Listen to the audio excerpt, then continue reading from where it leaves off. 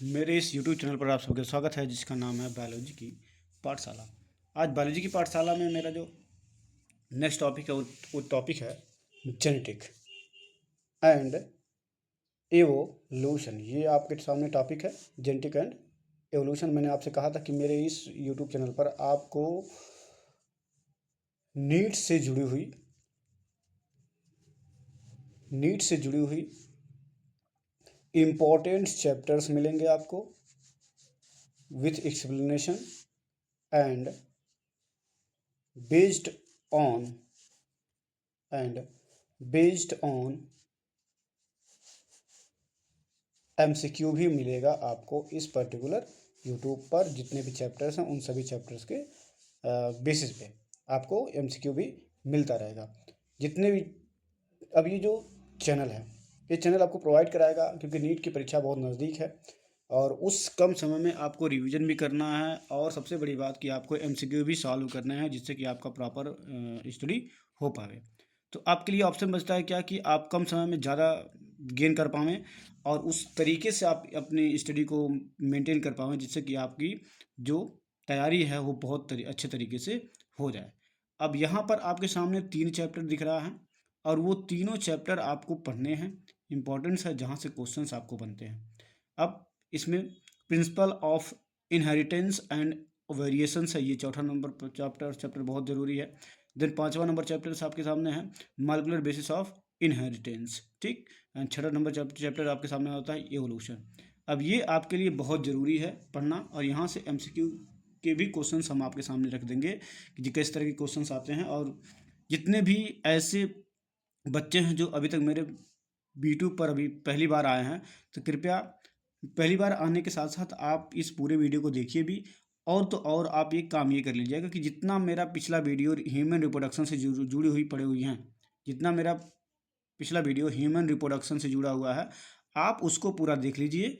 और इस human reproductions पर ही मेरे एमसीक्यू भी मैंने आपको डाला हुआ है। वो भी कितने टोटल 90 क्वेश्चंस का एमसीक्यू पड़ा हुआ है, और वो pattern on the basis of your NEET pattern के आधार पर यहाँ पर है। तो कोशिश आप ये करिए कि इसको आप आसानी तरीके से एकदम अच्छे तरीके से क्या कर लीजिए, तैयार कर लीजिए, और उस एमसीक्यू को भी आप देख लीजिए, ठीक। तो एमसीक्यू कितना है ह्यूमन रिप्रोडक्टर में, हाँ एमसीक्यू कितना हो रहा है, वो हो रहा है 90 क्वेश्चन का है, 90 क्वेश्चन एमसीक्यू है। अब उसको कृपया देख लीजिए। जिन किसी को भी समझ में नहीं आया वो कृपया लाइक कमेंट जरूर करें, और मेरे इस चैनल को लाइक शेयर और सब्सक्राइब ज़रूर करें, जिससे कि आपको और भी वीडियो मिलते रहेंगे और टाइम से मिलते रहेंगे, ठीक। मेरी कोशिश रहेगी कि आपको सारे वीडियो और सारे चैप्टर के वीडियो अल्टरनेट डे में मिलता रहे, और मेरी यही कोशिश रहेगी आपके सामने मैं इस तरह की वीडियो को लाता रहूँ। अब जैसा कि चैप्टर नंबर 4 क्या कह रहा है principles of inheritance, principle of inheritance and variations आपको पढ़ना है जेनेटिक, ठीक। और इस जेनेटिक के आधार पर किस टाइप के क्वेश्चंस आएंगे वो तो हम आगे बताएंगे। लेकिन इस जेनेटिक में आपको पढ़ने क्या क्या है, और जहाँ से क्वेश्चंस आते भी हैं वो भी देख लीजिए। फर्स्ट जो इसमें है 4.1 में मेंडल्स लॉज ऑफ इनहेरिटेंस आपको ये पढ़ना है। इनहेरिटेंस ऑफ वन जीन का इंट्रैक्शंस पढ़ना है। इनहेरिटेंस ऑफ टू जीन्स का इंट्रैक्शंस भी पढ़ना है। सेक्स डिटर्मिनेशन पढ़ने हैं, म्यूटेशंस कैसे होता है, एंड जेनेटिक डिसऑर्डर्स कौन कौन से होते हैं। ये सारे टॉपिक आपको इस पर्टिकुलर वीडियो में मिलेंगे। तो आइए हम शुरुआत करते हैं इस पर्टिकुलर चैप्टर को, जिसका नाम है principle of inheritance and variations. ये देख लीजिए, आप ध्यान से देखिएगा बहुत ही, क्योंकि एनसीईआरटी है तो एनसीईआरटी के हर एक टॉपिक से कॉन्सेप्चुअल बेस्ड क्वेश्चंस आते हैं। तो इस चीज़ को आप बहुत ही ध्यान रखिएगा। अदरवाइज आपको लगता होगा कि शुरुआत पढ़ने का कोई मतलब नहीं है, लेकिन नहीं, आपको ये ध्यान रखना है कि यहाँ से भी क्वेश्चंस बन सकते हैं, वो भी कॉन्सेप्चुअल बेस्ड क्वेश्चंस आ सकते हैं। तो इसके लिए भी आपको तैयार रहना पड़ेगा। तो आइए हम शुरू करते हैं अपने इस चैप्टर्स को। Have you ever wondered why an elephant always gives birth only a baby elephant and not some other animals? ठीक, मतलब कि हमको ये जानकर बहुत ही आश्चर्यचकित होता है, हमको ये जानकर बहुत ही ज़्यादा क्या होता है, आश्चर्यचकितता पैदा करता है कि वाई एलिफेंट मतलब जो हाथी होती है वो सिर्फ बर्थ देती है एक बेबी को, वो भी एलिफेंट बेबी को बर्थ देती है and not some other animal, और दूसरे दूसरे जानवरों या दूसरे एनिमल के जानवरों को वो जन्म नहीं देती है। और why a mango seed forms a mango, और कह रहा कि क्यों एक आम की सीड ही एक आम मैंगो का प्लांट बनाती है, मतलब आम के पौधे को बनाती है, and not any other plant, और किसी और प्लांट को क्यों नहीं बनाती है। ठीक, give the these to some, क्या चीज दिखा रहा है, अब देखिएगा। Given that they do are offspring identical to their parents. फिर कह रहा है कि जो गिवे जो दिया जा रहा है उसमें जो भी ऑफस्प्रिंग आपको मिलेगा वो आइडेंटिकल होगा अपने पेरेंट्स के। ठीक, are do they show differences in some their characteristic, और वो क्या कर रहा है कि या फिर वो कुछ डिफरेंसेस शो करेगा और वो दूसरे के साथ जो उनका कैरेक्टर होगा वो भी शो कराएगा। Have you ever wonder why siblings sometimes look so similar to each other. आपको ये भी जानकारी आ जानी होगी, कुछ ऐसे भी सिबलिंग्स होते हैं, ठीक है, जो कुछ समय के बाद वो एकदम लुक लाइक सिमिलर दिखते हैं एक दूसरे के। ठीक है, sometimes even so difference, और अलग कुछ समयों पे वो अलग अलग दिखते भी हैं। अब इन सब का क्वेश्चन क्या शो कर रहा है ये भी देख लीजिएगा। These These and several related questions are dealt with scientifically and in a branch of biology is known as genetics। देखिएगा बहुत ही डिफरेंट टाइप का क्या दिया है, डिफरेंट टाइप की पैसेज यहाँ लिखा हुआ है कि these and several related questions are deal with scientifically in branch of science called is known as genetic. ये जो डिफिनीशन है वो डिफिनीशन थोड़ा डिफरेंट तरीके से है, क्योंकि ये एक्चुअली में based on the scientifically and branch of biology is known as genetic के नाम से जाना जाता है। This subject deals with the inheritance, ये सब्जेक्ट किसके साथ डील करता है, वेरिएशंस के साथ डील करता है। ठीक है, इनहेरिटेंस का डील करता है, as well as the variations of characters from parent to offspring. It means की लुक लाइक सेम तो दिखता नहीं है, बट ये है कि वो क्या करता है, इनहेरिटेंस दिखाता है अपने पेरेंट्स के साथ। ठीक, एंड वेरिएशन भी दिखाता है अपने पेरेंट्स के साथ जो ऑफ स्प्रिंग बनता है उनमें। ठीक, inheritance is the process in which characters are passed one on from parent to progeny. Inheritance क्या कि जो कैरेक्टर्स हैं वो कैरेक्टर्स अपने पेरेंट्स से प्रोजनी में क्या किए जा रहे हैं, जा रहे हैं। It is the basis of heredity, ये किसके आधार पे है, ये है हेरिडिटी के आधार पर, मतलब किसके आधार पर, आनुवांशिकता के आधार पर ये है। ठीक, variation is the degree of by which progeny differ from their parents, और वेरिएशंस क्या दिखा रहा है, वेरिएशन ये दिखा रहा है कि वह एकमात्र ऐसा प्रमाण है कि जो प्रोजनी हो रही है, जो नया F1 जनरेशन आ रही है, वो अपने पेरेंट्स से किस तरीके से डिफरेंस है वो दिखा रहा है, वेरिएशन। ठीक, नेक्स्ट हम चलते हैं। Humans knew from as early as 8000s and 1000s BC that one of these caused the variation was hidden is sexual reproduction। ठीक, ये कह रहा है कि ह्यूमंस जो हैं, हम सभी जानते हैं कि ह्यूमंस जो अर्ली आए हुए हैं वो लगभग 8000 से लेके 1000 BC के आसपास हैं। that one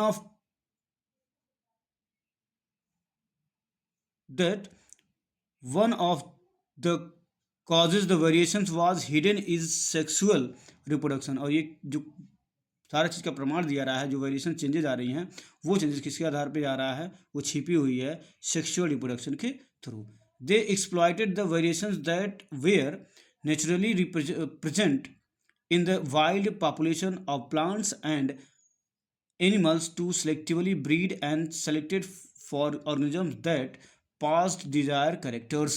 ठीक, और एक चीज़ ये कह रहा है कि जैसे जैसे इस वेरिएशन को हम क्या कर रहे हैं, एक्सप्लॉइट्स कर रहे हैं। ठीक, वो नेचुरली तरीके से प्रेजेंट होता है इन वाइल्ड पॉपुलेशन, जो जितने भी अलग प्रकार के पॉपुलेशन से जनसंख्या पाई जाती है उसमें, चाहे प्लांट का हो, and animals to selectively breed, उनको हम क्या कहते हैं, सेलेक्ट करके ब्रीड कराते हैं, and selected for organism and select for organisms, उस जीव के लिए भी हम सेलेक्ट करते हैं, दैट पास डिजायरेबल करेक्टर है, उसमें क्या होता है, जैसा हम करेक्टर चाहते हैं उस करेक्टर को उसमें आसानी से क्या कर सकते हैं, मैनिपुलेट करा सकते हैं। फॉर एग्जाम्पल कह रहा है, for example through artificial selection and domestications from ancestral, हम इसको कैसे करा सकते हैं, आर्टिफिशियल मतलब किसी भी चीज़ को बनाकर उसमें सिलेक्शन करा सकते हैं, एंड डोमेस्टिकेशंस फ्रॉम द एंसेस्ट्रल्स, और जो पूर्वज हैं उन पूर्वज को का भी डोमेस्टिकेशन कराकर हम ये करा सकते हैं। ठीक, अब ये जो पर्टिकुलर पैसेज दिखा रहा है, इस पर्टिकुलर पैसेज के आधार पर ही आप देखेंगे कि ये किस तरीके से हो रहा है। जैसे कि इसमें अभी हम ऊपर देखे भी हैं, डोमेस्टिकेटेड टाइप के जो एंसेस्टर्स हैं, wild cows we have well known Indian breeds, the example Sahiwal cows in Punjab, we must however recognise that though our ancestors knew about the inheritance of characters and variations, they had very little idea about the scientific basis of these phenomena। अब एक चीज़ ध्यान दीजिएगा, बहुत ही important passage ये है जो ये बता रहा है कि हमारे जो एंसेस्टर, हमारे जो पूर्वज हैं, उन पूर्वज को भी इस चीज़ के बारे में बहुत ही अच्छे से पता था, जिसको साइंटिफिकली रूप से प्रूव भी किया गया। किसके थ्रू? उसके थ्रू प्रूव किया गया जिसको हम कहते हैं मेंडल्स लॉ ऑफ इनहेरिटेंस।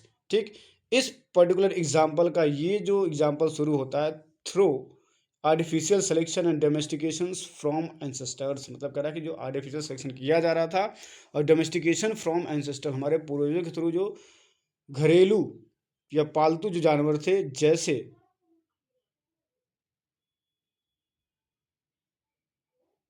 जैसे wild cows we have well known Indians breeds, मतलब कि हम सभी इंडियंस को ये अच्छे से पता था कि हमारे पास जो ब्रीड्स हैं, ठीक है, जो काऊ हैं, उनमें भी ये बहुत ज़्यादा चीज़ें होती है। जैसे Sahiwal cows in Punjab, we must ever, मतलब हमको ये बहुत पहले से पता था, recognise that though our ancestor, हमारे एंसेस्टर को knew about the inheritance of characters, और ये हमारे भी पूर्वजों को बहुत ही अच्छे से पता था इस चीज़ के बारे में पूरे से, जिसको हम साइंटिफिक रूप से प्रूव करते हैं, एंड वेरिएशंस, और उसमें जो भिन्नताएं आती हैं।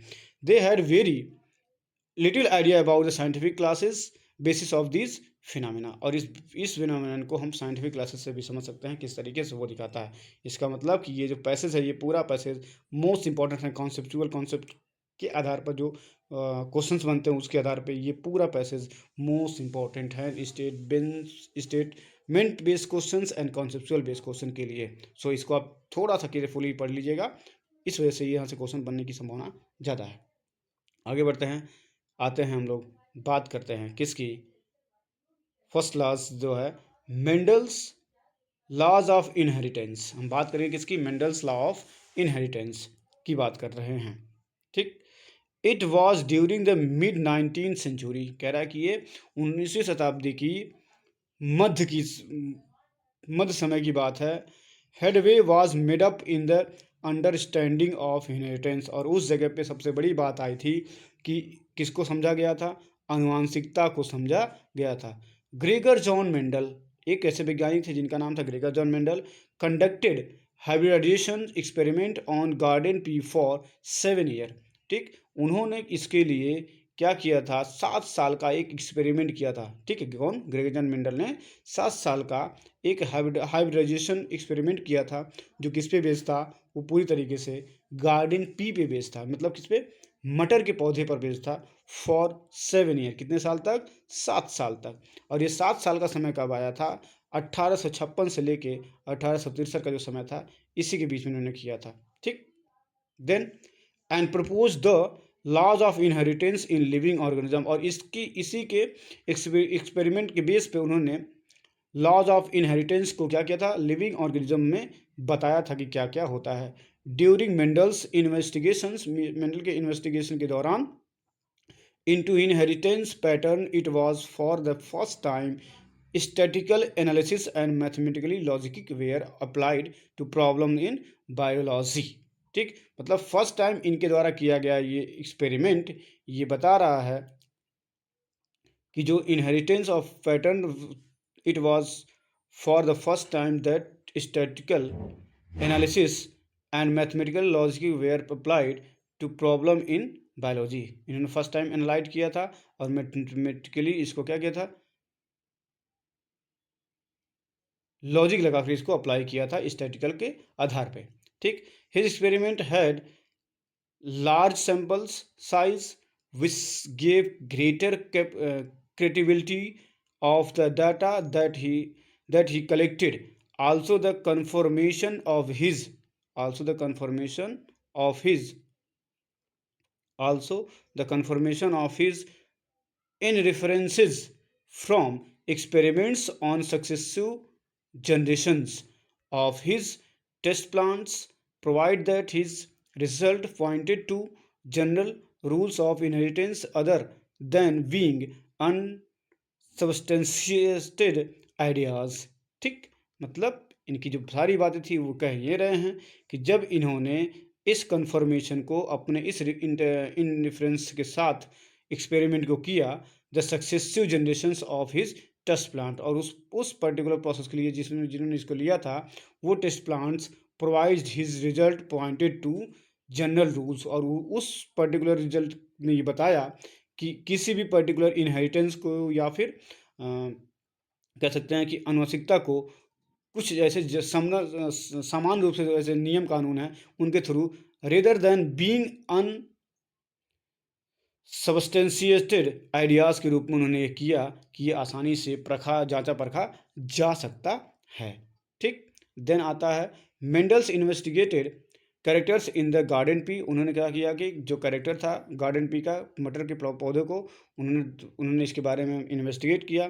Plant that were manifested as two opposite traits, और उसको उन्हें जब इसको कैरेक्टर को जानना चाहा उसमें दो अपोजिट कैरेक्टर को दिया, टॉल और डार्क प्लांट, एक लंबा पौधा था और एक बौना पौधा था, इसको लेकर येलो कलर का था एंड सीड उसकी, और उसकी ग्रीन कलर की सीड भी थी। मतलब क्या कि दो कैरेक्टर से अपोजिट ट्रेड्स थे। ट्रेड्स मतलब ये समझिए कि अलग अलग कैरेक्टर आप समझ सकते हैं। ठीक है, जिसमें एक लंबा था एक बौना था, उसमें से एक का येलो कलर की सीड थी और दूसरे की ग्रीन कलर की सीड थी। मतलब सीड मतलब क्या, बीज थे। This allowed him to set up a basic framework, और यह उनको क्या बताता है, यह उनको ये बताता है कि आप आसानी से एक ऐसा सेटअप बना सकते हैं, एक ऐसा फ्रेमवर्क बना सकते हैं रूल्स का, गवर्निंग इनहेरिटेंस, जिसमें हम आसानी से उसमें आनुवंशिकता को गवर्न या फॉलो करा सकते हैं, which was expanded on by later scientist to accounts of the diverse natural observations and the complexity inheritance in them. ठीक, बाद में क्या हुआ, कुछ और भी वैज्ञानिक आते हैं, इसको इस पर्टिकुलर प्रोसेस को और भी आगे फॉलो कराते हैं, और उसमें से उनको एक बहुत ही नेचुरल ऑब्जर्वेशंस मिलता है इस सबसे कॉम्प्लेक्सिटी इनहेरिटेंस ऑफ जमीन में जो भी आनुवंशिकता की जो जटिलता थी उसको समझने के लिए। Mendel's conducted such artificial pollination, cross pollination and experiments using several true breeding P lines. और उन्होंने क्या किया था, देखो ध्यान से, ये बहुत ही इंपॉर्टेंट पार्ट्स है जहाँ से क्वेश्चन आ सकते हैं। आर्टिफिशियल पॉलिनेशन उन्होंने किया था, क्रॉस पॉलिनेशन कराया था अपने एक्सपेरिमेंट्स में, एंड एक्सपेरिमेंट्स यूजिंग किया था several true breeding P lines. ठीक है, किसके साथ, उस मटर के पौधे के साथ। A true breeding line is one that, उसमें से एक सबसे बड़ा जो ब्रीडिंग लाइन थी, वन डेट हैविंग अंडरगोन, जिसमें उसने क्या क्या चीज़ बताया था, ये आप थोड़ा सा ध्यान रखिएगा। अभी मैं उसके सभी कंट्रास्ट के कैरेक्टर को बताता हूँ आगे।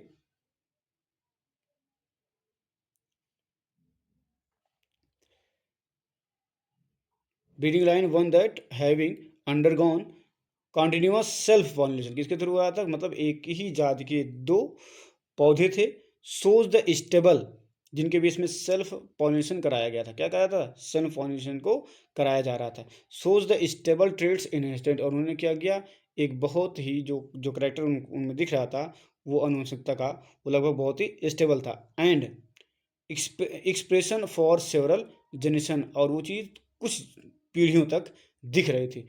Mendel selected 14 true breeding P plants varieties, और उन्होंने क्या किया था कि मेंडल ने 14 ट्रू ब्रीडिंग पी प्लांट के वैरायटीज़ को लिए, तो मतलब जो पौधा था मदर का, उसमें 14 ऐसे कैरेक्टर को लिया था जो अलग अलग तरह के कैरेक्टर से एज पेयर, किसके फॉर्म में लिया था, पेयर के फॉर्म में लिया था। आप ध्यान रखिएगा 14 हुआ और पेयर के फॉर्म में कितने हो जाएंगे, 7 पेयर मेन कैरेक्टर उन्होंने लिया था। टोटल कितने कैरेक्टर थे, 14 थे, और उसमें से उन्होंने पेयर में लिया था, तो कितने कैरेक्टर हो जाएंगे, 7 पेयर कैरेक्टर हो जाएंगे। Which are were similar except for one character with one contrasting trait, मतलब उसमें कह रहा था कि एक ऐसा है इसमें एक कैरेक्टर होता था और उसके साथ एक कॉन्ट्रास्टिक जीन भी होता था।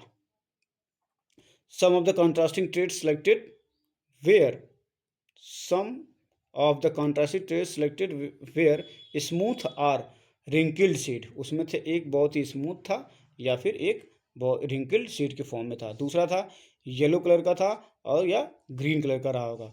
तीसरा उसमें था फ्लैटेड था, मतलब फुली था, and are constructed green or yellow pots थे, ठीक है। टॉल था एंड डॉर्फ प्लांट के फॉर्म में था। इसका एग्जाम्पल या उसका फिगर आप यहाँ देख लीजिए, ये सबसे बेहतर तरीका है इस चीज़ को समझने के लिए। ये इनके डोमिनेंट कैरेक्टर थे और रेसिस्टिव कैरेक्टर थे, हम आगे भी बात करेंगे। पहले यहाँ इस आप देख लीजिएगा कैरेक्टर्स किस किस के आधार पे थे। यहाँ देखिए, ये आप देख लीजिए कैरेक्टर्स हैं, डोमिनेंट ट्रेट्स जो प्रभावी दिखाएगा, रेसिस्टिव ट्रेट जो दिखेगा नहीं। सीड शेप कैसा है, राउंड है, येलो कलर ग्रीन कलर का, यानी कि राउंड है। देन यहाँ पे सीड रिंकल्ड है, सिकुड़ा हुआ है। यहाँ पे सीड कलर कैसा हो सकता है, वो येलो हो सकता है एंड ग्रीन हो, ठीक है, मतलब यहाँ येलो है और यहाँ पे ग्रीन है, ठीक। नेक्स्ट इसकी बात कर रहा है क्या क्या चीज़ हो सकती हैं। फ्लावर कलर दो तरह का हो जाएगा, तो वो फ्लावर कलर कैसा होगा, वायलेट होगा, ठीक, एंड वाइट इन कलर का चला जाएगा। पोर्ट शेप हो जाएगा, फुल्ली होगा पूरी तरीके से, एंड इस पॉट शॉप में क्या हो सकता है, ये कॉन्स्ट्रिक्टेड हो सकता है। पोर्ट कलर में ग्रीन होगा एंड येलो भी होगा, ये भी देख लीजिए ध्यान से। और इस पे कह रहा है कि फ्लावर पोजीशन कैसा हो सकता है, एक्सियल हो सकता है। तो एक्सियल का मतलब क्या हो सकता है कि ये पूरी तरीके से टॉप पे रहेगा, ये टॉप पे है, ये टॉप पे है, ठीक। और टर्मिनल का मतलब हो जाएगा कि ये उसके पर्टिकुलर जो टॉप वाला पोजीशन है वो बगल से ना होकर पूरी तरीके से इसके टर्मिनल पॉइंट्स पे प्रेजेंट होगा, ठीक। नेक्स्ट इसमें कह रहा है स्टेम हाइट। अब स्टेम हाइट की बात आप करेंगे तो आप देख लीजिएगा स्टेम हाइट क्या है, इसका लंबा है मतलब टॉल है, ठीक, और इसका कैसा है, इसका ड्वार्फ है, ठीक। तो ये कैरेक्टर उन्होंने लिया था जिसके आधार पर अब देखो यहाँ पे इस पिक्चर में लिखा हुआ 7 पेयर कैरेक्टर, कितने pair, 7 pair contrasting traits in pea plant studied by Mendel. अभी उन्होंने कहा कि 14 कितने से 14 थे, ठीक है, लेकिन जो पेयर में करेंगे तो 7 पेयर के रूप में ये हो जाता है, ठीक। उम्मीद करता हूँ समझ में आ रहा है। तो लाइक शेयर और सब्सक्राइब जरूर कर दे रहे हैं।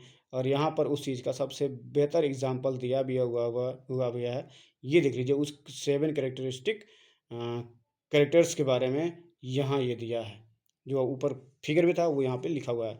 First character stem height, tall and dwarf, flower colour violet white, flower position axial terminal, pod shape inflated constricted, pod color green yellow, seed shape round wrinkle, seed colour yellow and green. ये 7 character थे जो pair में हैं, ये ध्यान में रखिएगा। Pair बार बार मैं बात कर रहा हूँ क्यों कि आपको इससे क्वेश्चंस आते हैं, तो इसलिए आप इसको तैयार रखिएगा, ठीक है।